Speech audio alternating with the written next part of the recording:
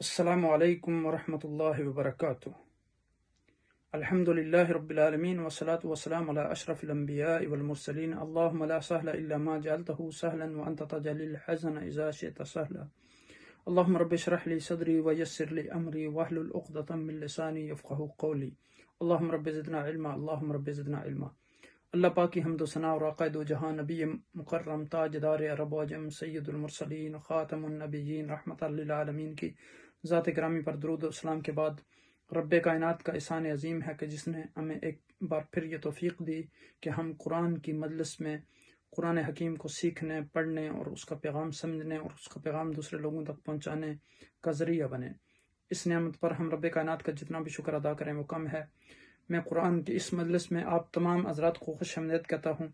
قرآن کی اس مجلس میں گزشتہ درس میں ہم نے سورہ آل عمران کی آیت نمبر 39 پر تفصیل سے گفتگو کی تھی، جو حضرت زکریا علیہ السلام کو ایک نیک بیٹے کی بشارت دے دی گئی جب انہوں نے اللہ سبحانہ وتعالیٰ سے دعا کی کہ هنالک دعا زکریا رب قال رب هب لي من لدنك ذرية طيبة إنك سميع الدعاء فنادته الملائكة وهو قائم يصلي في المحراب أن الله يبشرك بيحيى مصدقا بكلمة من الله وسيدا وحصورا ونبيا من الصالحين۔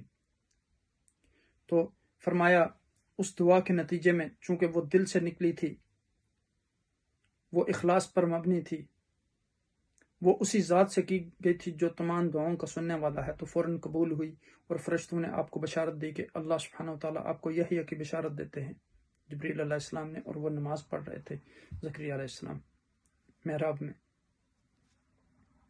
تو اب یہاں دیکھیں کہ کہا کہ وہ اللہ کے کلمے کی تصدیق کرنے والا ہوگا، وہ سردار ہوگا، وہ پاک دامن ہوگا، وہ نبی ہوگا، وہ صالحین میں سے ہوگا۔ جیسے ہم نے اس پر گفتگو کی تھی تفصیل سے کہ سارے صالحین تو بہت سے لوگ ہوتے ہیں، لیکن سارے صالحین انبیاء نہیں ہوتے، لیکن سارے انبیاء جو ہوتے ہیں وہ صالحین ہوتے ہیں۔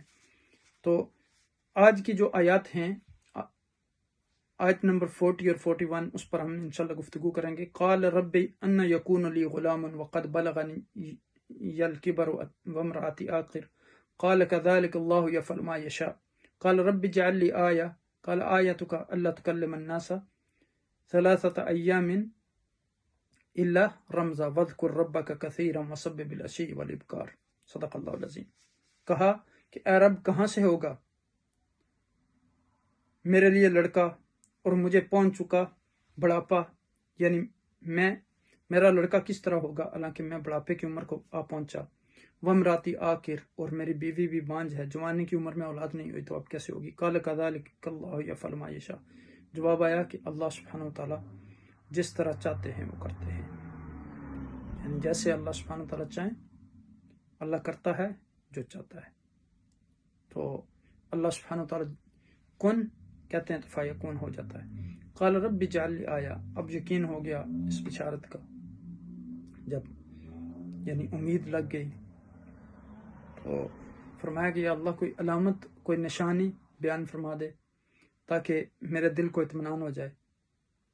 قال رب اجعل لی آیا قال آیتک الا تکلم الناس 3 ایام الا رمزا، نشانی یہ ہے کہ 3 دن تک تم لوگوں سے بات نہیں کر سکو گے، اشاروں سے بات کرو گے، تم تندرست ہوگے، توانا ہوگے، تمہارا جسم سلیم ہوگا لیکن بات نہیں کر سکو گے۔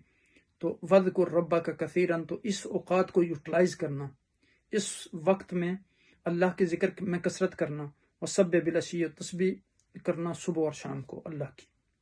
دیکھیں یہاں کے تصور کریں کہ آپ بڑھاپے کی عمر کو پہنچے ہوئے ہیں، آپ کی عمر اس وقت 120 سال کے قریب تھی، آپ کی اہلیہ کی عمر اس وقت 89 یا 88 کے قریب تھی۔ تو اب تصور کریں کہ ظاہری اسباب نہیں تھے، لیکن اللہ سبحانہ وتعالیٰ اسباب سے ماوراء ہیں، یہ اسباب انسانوں کے لیے ہوتے ہیں۔ اللہ سبحانہ وتعالیٰ جب چاہتے ہیں تو حضرت آدم علیہ السلام کو پیدا فرما دیتے ہیں، جب چاہتے ہیں تو حضرت عیسیٰ علیہ السلام کو بغیر والد کے پیدا فرما دیتے ہیں۔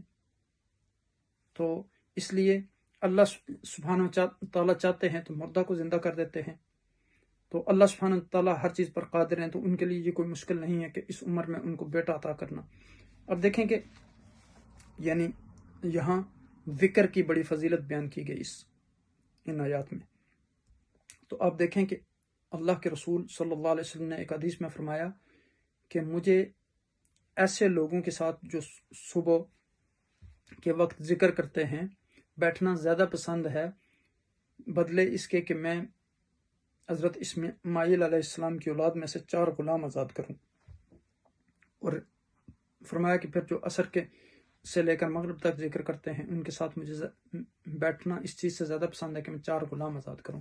وہاں پہلی روایت میں ذکر کیا کہ حضرت اسماعیل کی اولاد میں سے، چونکہ حضرت اسماعیل کی اولاد بنی اسماعیل کو تمام انسانیت پر فضیلت ہے، اس لیے ان کے اولاد میں سے غلاموں کو آزاد کرنے کا زیادہ اجر ہے۔ ویسے تو ساری انسانیت جو ہے وہ تقوی کی بنیاد پر اللہ سبحانہ وتعالیٰ نے ان کو اہمیت دی ہے۔